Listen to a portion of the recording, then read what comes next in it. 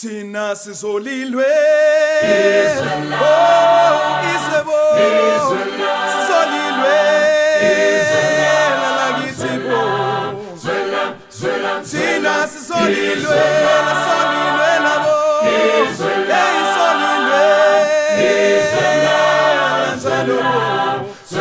sizwe thina zalabo solilwe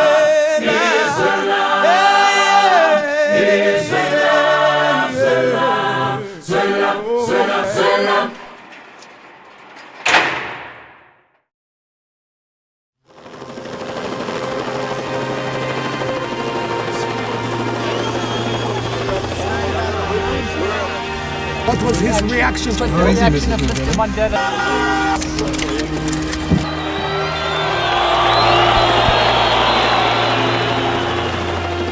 Probably exactly here. It seemed bigger because I feel too big here. I feel like a giant suddenly in this small thing. Maybe I was smaller. Friends, comrades, and fellow South Africans, I greet you all in the name of peace.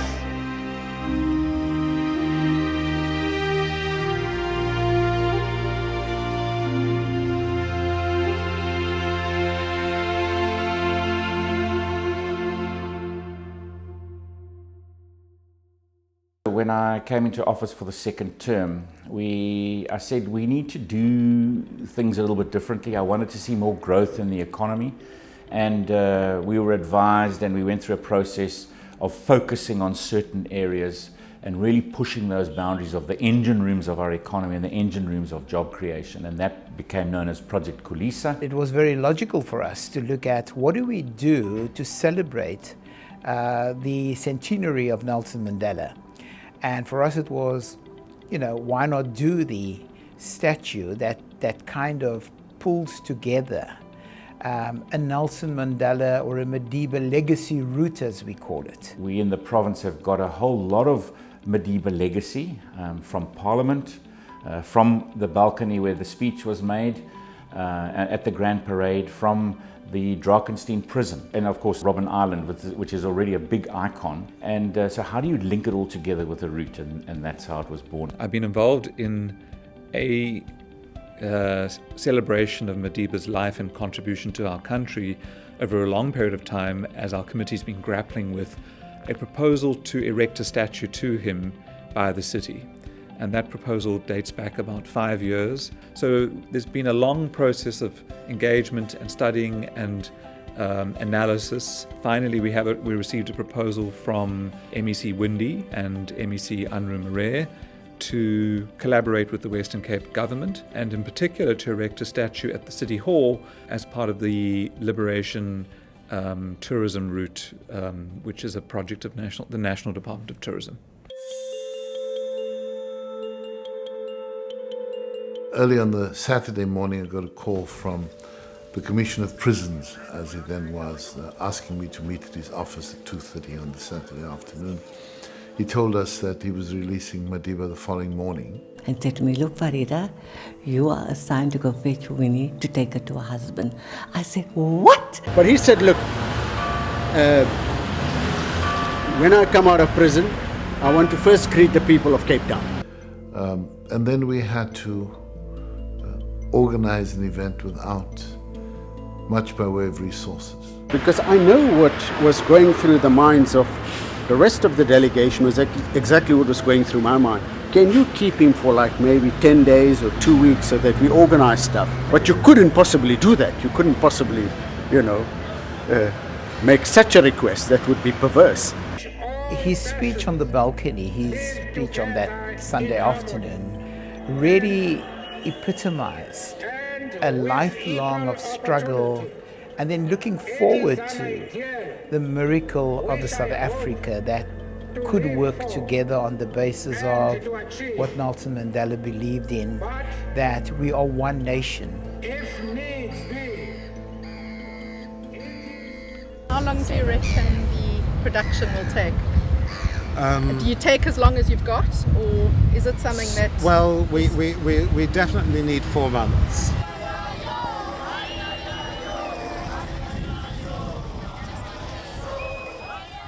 which was beautiful that day.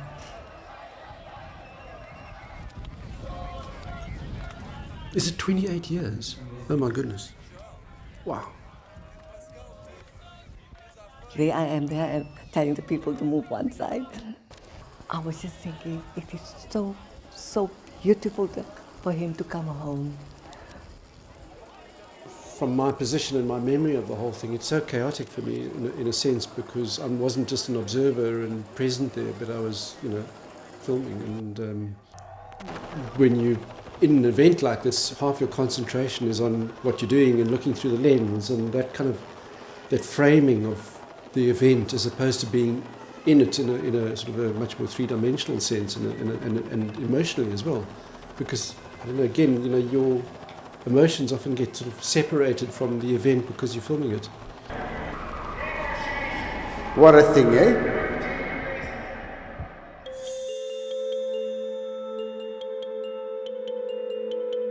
But you know how there's a stately aspect to that one?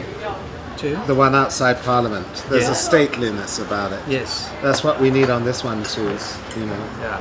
We're doing this, basically. Yeah. So that suit and everything just has to zing. Just with his hand on the balcony. Yeah. Let's see how it's going to look like here. Is his hand high enough? Have a look.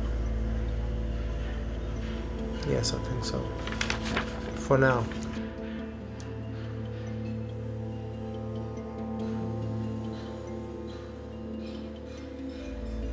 The purpose of the maquette is to present it to the panel of decision makers, and then so they can sit and look at and see exactly what it looks like. It's actually there to help them make a decision.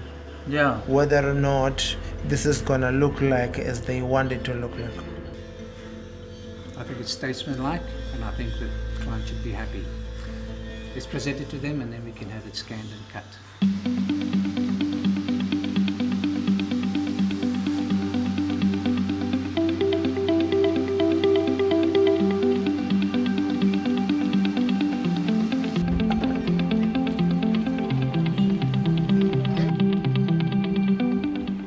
I think the public will be very enthusiastic to receive the statue. I think our initial CNC cut statue, which we put on the balcony there just to see where he should stand, already attracted a lot of attention from passers-by. Today we brought the cut and to measure up on the balcony.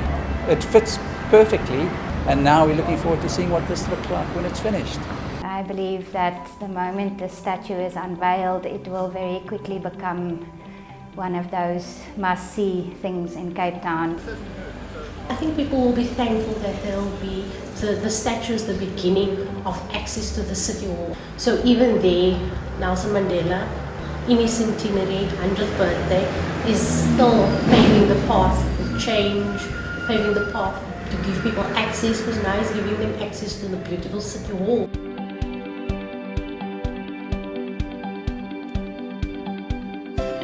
This store is part of the Mandela legacy. As you can see, Mandela himself is there. We are here trading on this area because of Mandela. If it wasn't for him, we could have been still in the locations and wherever. We couldn't be free to have a stand like here in town, you see.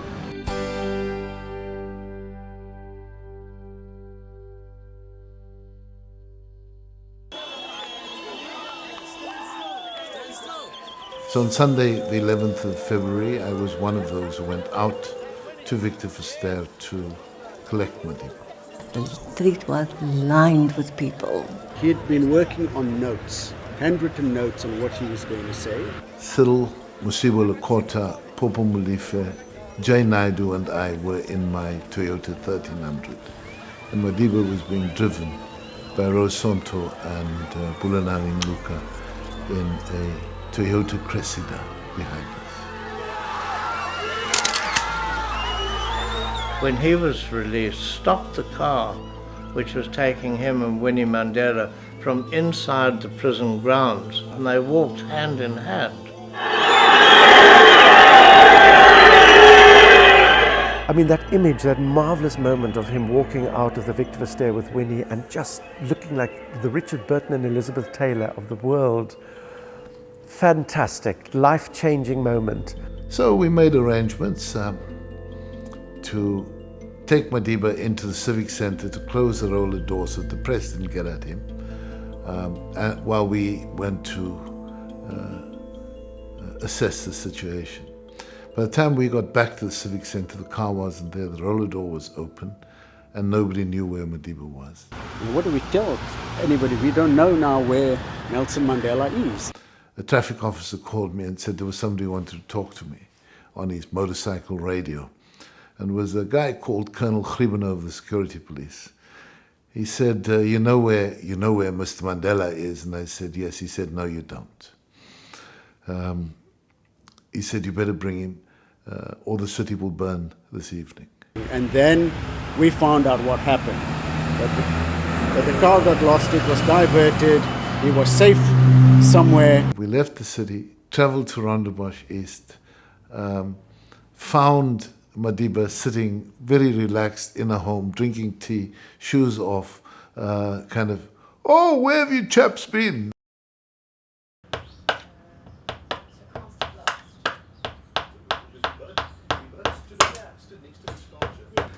Okay, but we can still move it around a bit. Yeah, we haven't put the crease in his pants or anything like that yet.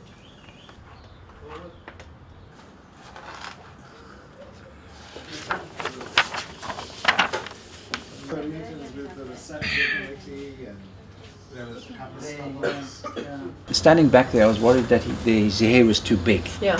You know, but that'll. But that might resolve it by yes, taking that hairline I think it might do. Yeah. Let me try that. Have a look at the nose. I understand what Barry was saying earlier about the shoulder perhaps being a little bit too wide. He's got presence. Yeah. And it looks real. Yes. Right? Yeah.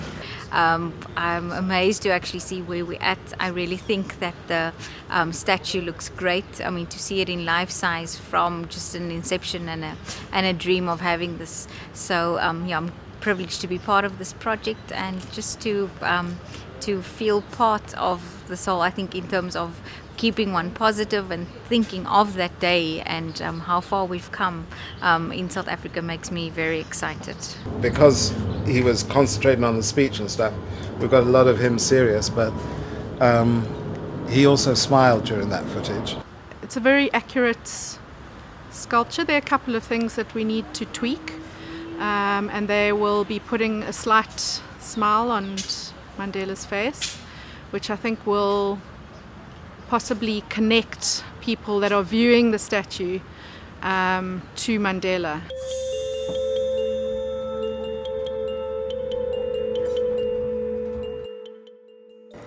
I met Mandela in late 1978 on Robben Island.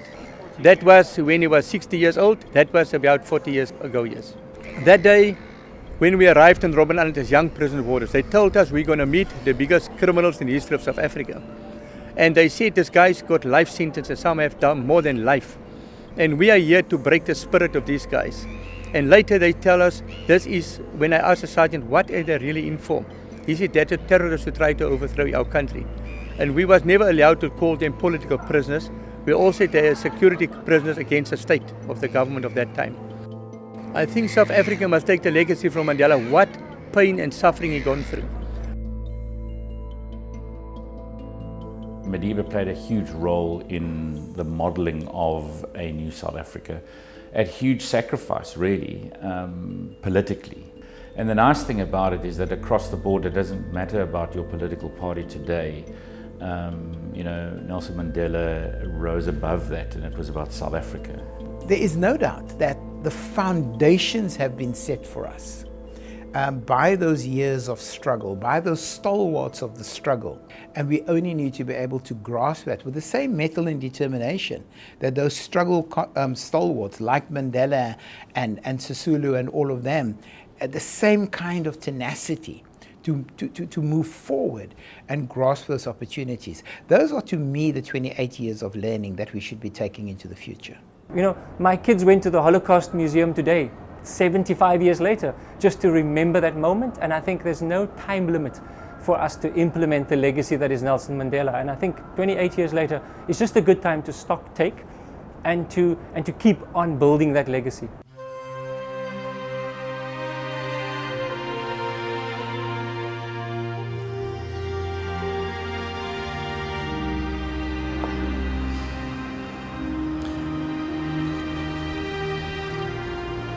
There's a bottom lip, okay, from where you are. Yes.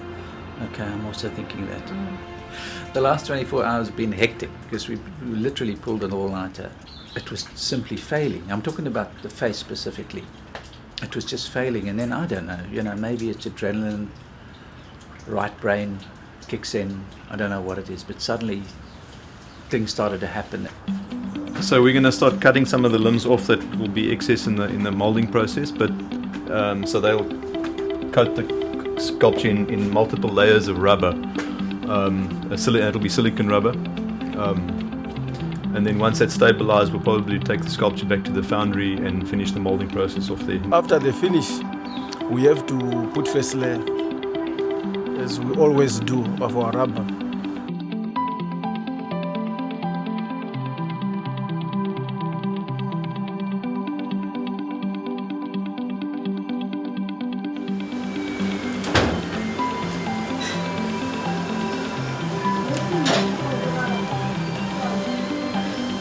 It's a perfect cast. Looks as good as it looks, right?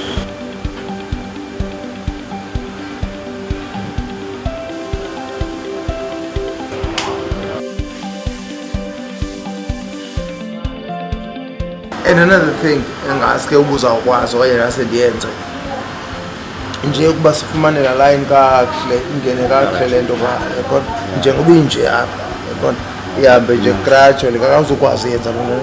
No, that's doable.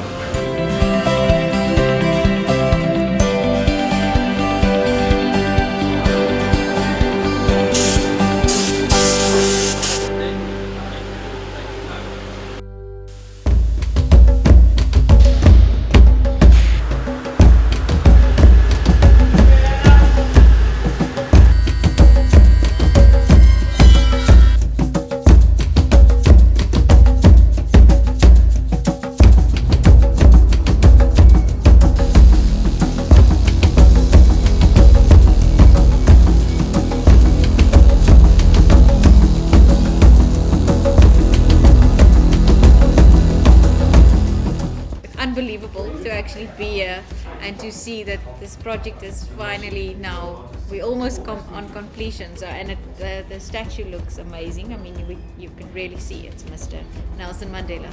I was taken aback because I was part of the people that conceptualized the statue. So now for me to see the statue as it is, it's quite amazing. And so there's a ceramic shell that forms on the inside of a wax and the outside of a wax, and then the wax is of course melted away. So we've got to be able to clean out the ceramic in that process.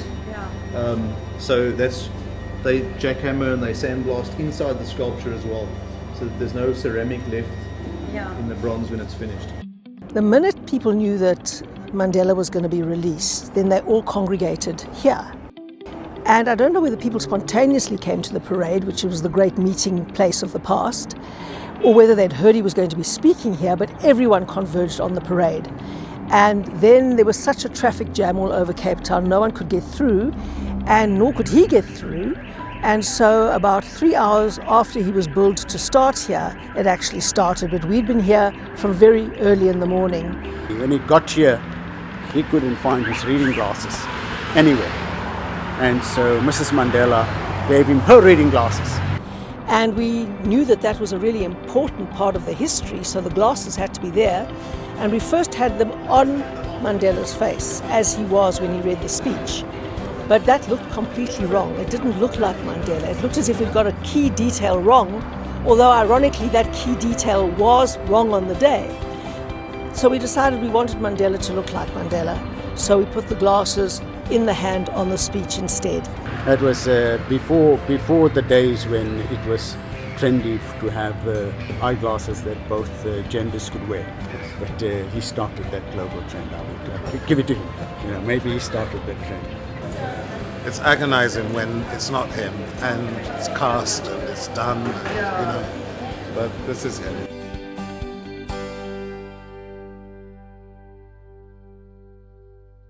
So the sculpture's going to lie on its back. All right, can we go?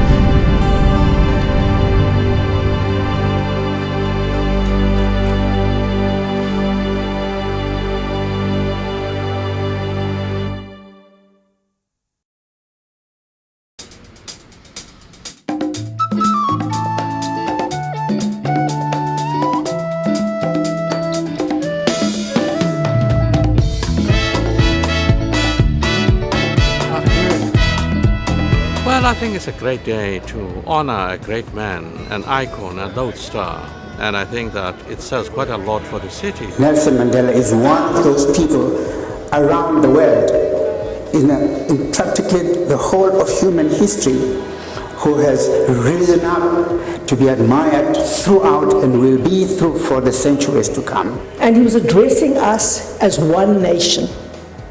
And you know what a departure that was at that time? Simone Sibanye, we are one. He helped us see what wonderful creations each one of us is. How beautiful, how special, how precious. And so when you open your eyes, you see not white, black, you see a person. We're going to now invite you to come and join us on Darling Street to witness the unveiling. We do know what to do to make a contribution that perhaps can allow each of us also to leave a legacy that not only emulates Madiba, but that also calls for the Madiba within us. 5, 4, 3, 2, 1.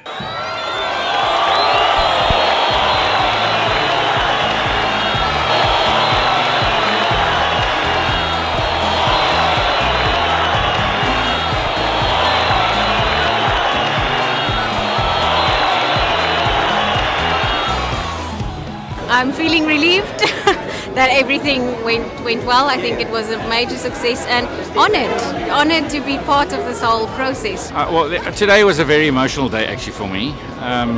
Amazing to get to this space. Thank you, Madiba, for fighting, your perseverance, for the sacrifices that you make to bring freedom to our country. It was a speech, I think, carefully crafted. The main theme was to say, I am with the people, I'm a disciplined member of the ANC, I'm not just going out on my own as a kind of a messiah. That was the main thing. And to reaffirm to the millions and millions, especially of black South Africans, don't think I've been captured, don't think that I've softened. I'm with the struggle and my heart and soul and body is available to the people.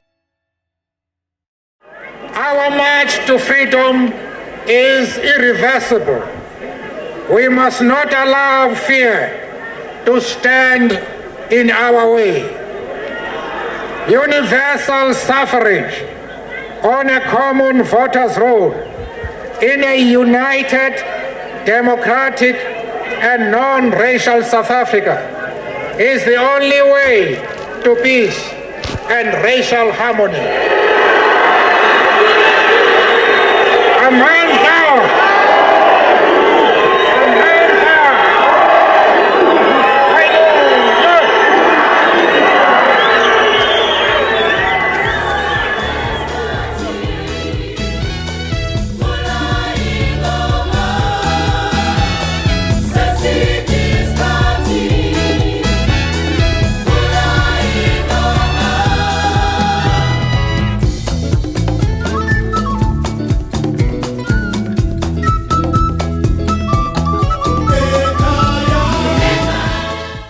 The day Nelson Mandela was released, I didn't exist. I didn't exist. You were still in school.